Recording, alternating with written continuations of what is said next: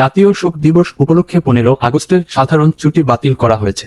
মঙ্গলবার 13 আগস্ট উপদেষ্টা পরিষদের বৈঠকে জাতীয় শোক দিবস উপলক্ষে ঘোষিত 15 আগস্টের সাধারণ ছুটি বাতিল করা হয়। মঙ্গলবার 13 আগস্ট এক প্রেস বিজ্ঞপ্তিতে তথ্য জানানো হয়। এতে বলা হয়, উপদেষ্টা পরিষদের সঙ্গে রাজনৈতিক দলগুলোর সংলাপে ঐকমত্যের ভিত্তিতে জাতীয় শোক দিবস উপলক্ষে ঘোষিত 15 আগস্টের সাধারণ ছুটি বাতিলের বিষয়টি উপদেষ্টামণ্ডলীর বৈঠকে অনুমোদিত হয়েছে। এছাড়া বৈঠকে ছাত্র জনতার গণ অভ্যুত্থানে আত্মোৎসর্গকারীদের উদ্দেশ্যে শোক প্রস্তাব গ্রহণ করা হয়।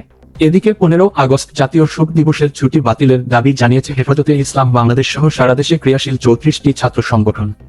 মঙ্গলবার 13 আগস্ট ছাত্র সংগঠনগুলোর সঙ্গে বৈষম্য বিরোধী ছাত্র আন্দোলন লিয়াজো কমিটির বৈঠকে এ সিদ্ধান্ত জানানো হয়। এর আগে সোমবার অন্তর্বর্তী সরকারের স্বরাষ্ট্র উপদেষ্টা ব্রিগেডিয়ার জেনারেল অবসরপ্রাপ্ত এম সাখাওয়াত হোসেন বলেন, আজ বিকেলে 15 আগস্টের ছুটির বিষয়ে আমরা আলোচনা করব। সেখানে এই বিষয়টি নিয়ে সিদ্ধান্ত হবে।